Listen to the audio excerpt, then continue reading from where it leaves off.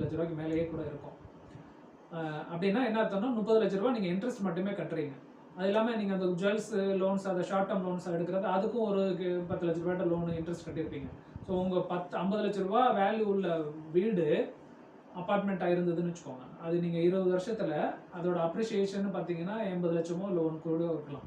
ஆனால் நீங்கள் interest portion, principal எல்லாத்தையும் கட்டி நீங்கள் இன்வெஸ்ட் பண்ணது எல்லாத்தையும் பார்த்தீங்கன்னா அதுவே 80 லட்ச ரூபா உங்கள் கையிலேருந்து போட்டிருப்பீங்க. ஸோ 20 வருஷத்தில் 80 லட்ச ரூபா இன்வெஸ்ட்மெண்ட்டு 1 crore ஆகுதுன்னா எவ்வளோ ரிட்டர்ன் நீங்களே கால்குலேட் பண்ணி பார்த்துக்கணும். ஸோ அதுக்கு பதிலாக 50 லட்ச ரூபா வீடு, எனக்கு 10 லட்ச ரூபா தான் லோன் போடுறேன், என்கிட்ட 40 லட்ச ரூபா இருக்குது, இல்லை 35 லட்ச ரூபா இருக்குது, ஒரு 10 லட்சம் 15 லட்சம் இல்லை மேக்ஸிமம் 20 லட்சம் இந்த மாதிரி லோன் போடுறேன்னா போடலாம். போட்டுட்டு என்னோட இஎம்ஐ கம்மியாக இருக்கும், அதை நம்ம அப்பப்போ பீரியடுக்கெலாம் கட்டிட்டு வந்தோம்னா அந்த 20 வருஷம் லோன் கட்டாமல் ஒரு குறுகிய கட்டத்தில் கட்ட முடியுது, நம்மளோட ஃபினான்ஷியல் சுச்சுவேஷன், நம்மளோட வருமானம் அப்படி இருக்குது அப்படின்னா அப்போ வாங்கலாம்.